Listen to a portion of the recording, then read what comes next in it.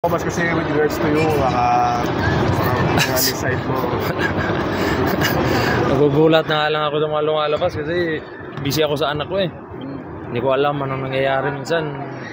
Alam niyo yan, pag mga tatay, hindi na kayo nakakahawak ng cellphone. After practice, pag uwi ko, nagbabantay ako ng anak ko. Tapos nagugulat na ako sa mga lumalabas. Pero yan naman, totoo yun eh. Alam mo yan, pero di bali, gano'n naman kayo mga journalist. Meron kayong mga column, maintindihan ko naman. Pero sa mga side namin, wala naman.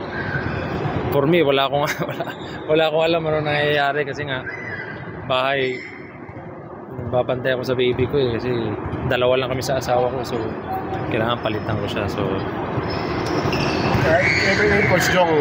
wala eh, kahit sinong coach ko, wala akong okay kami, may bago kami sistema ngayon. Medyo nanibago lang kami lahat, pero maganda yung tinatakbo namin, maganda yung ball movement namin. Eh, ganun talaga first game eh, medyo pagtotoong laro medyo. Pero tutuloy lang namin yun. Yun, maganda yung ikutan namin.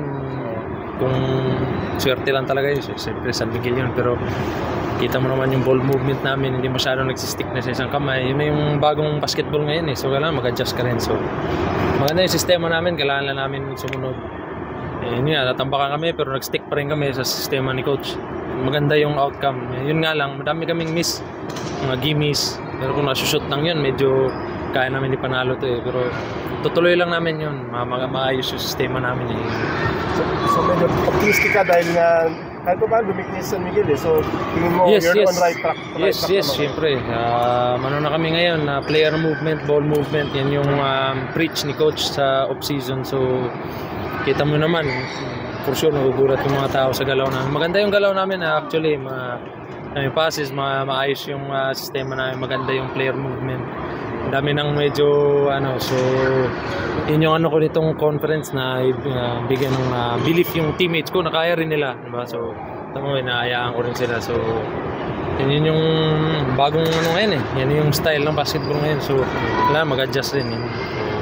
So far, optimistic naman si coach. Optimistic din kami lahat. Kahit talo kami, pero yun yung mga talo na maganda eh. Kasi yun, dumikit kami, stick kami sa sistema, hindi kami umalis doon sa gusto ni coach. So sana pag na-improve namin yun, yung mga miss layups, yung mga, pag na-shoot namin yun, medyo maganda yung conference namin this year. Right.